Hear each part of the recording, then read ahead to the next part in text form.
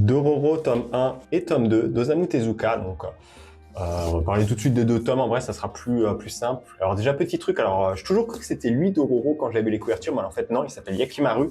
Et Dororo, c'est le petit enfant qui va le suivre dans ses aventures. Et en gros, ça raconte quoi? Vous avez peut-être déjà vu différentes adaptations un peu de ce récit d'Osamu Tezuka, mais c'est en gros Yakimaru, un enfant qui naît sans visage, sans partie du corps, sans jambes et tout ça, même sans langue, sans rien. Enfin, toutes ces parties de son corps ont été volé par 48 démons et il va par chance un peu avec son père qui va lui fabriquer un peu des sortes de prothèses et même avec des pouvoirs un peu spéciaux qu'il va essayer d'acquérir. Il va partir un peu à la quête de ces parties de son corps en affrontant un peu ces démons, ces yokai, ces esprits qui hantent un peu les différents personnages qu'il va rencontrer sur sa route. Et on va suivre un peu tout son parcours qui sera de Yakimaru, qui sera accompagné de Dororo, un enfant qui va sauver aussi un moment et qui va le suivre dans toutes ses aventures. Alors je suis un peu mitigé en vrai, je vous avoue. Ça reste une histoire très intéressante. J'avais déjà lu un peu Search and Destroy, qui est un peu l'adaptation de Dororo par Atsushi Kaneko, si je dis pas de bêtises, si je me trompe pas sur l'auteur, et que j'avais moyennement apprécié. Je trouvais ça assez court. Je connaissais déjà un peu le speech de base, donc un homme qui va récupérer ses parties auprès d'un démon. J'ai pas trop accroché. Ici, alors c'est un peu particulier. J'avoue que c'est un peu l'origine du coup de tout ça, donc peut-être le fait parce que ce soit Osamu Tezuka, que sa façon de raconter, j'aime bien aussi.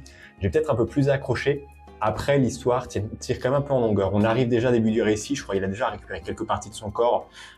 Non, pas encore ses bras, mais je crois quelques trucs. Je crois qu'il a déjà une oreille peut-être, et quelques petits trucs encore. Un œil qu'il récupère assez rapidement.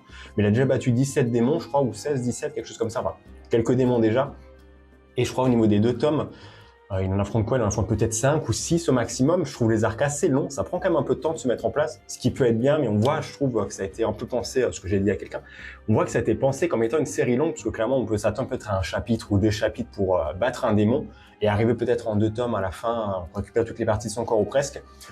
Là, on voit que ça a été pensé comme une série longue, ça prend son temps, on n'a pas forcément tous les démons. À la fin, on a une petite interview de Tezuka qui dit aussi que lui, il aurait bien voulu essayer de continuer, mais il a plus forcément eu trop l'envie de continuer, ou même ses éditeurs et la perception du récit et tout ça avait aussi un peu le fil de temps. Il y a eu d'autres œuvres aussi qui faisaient un peu en même moment, donc ça a été un peu différent, mais il avait quand même pareil d'autres idées et envies peut-être qu'il aurait pu mettre en place pour ça, qui apparemment était peut-être fait, parce que j'ai compris, sur l'adaptation animée, ce qui raconte un peu l'adaptation animée qui offre une fin un peu plus satisfaisante avec vraiment un grand démon, enfin un grand personnage qui est hanté par tous les démons et qui lui donne ensuite toutes les parties de son corps.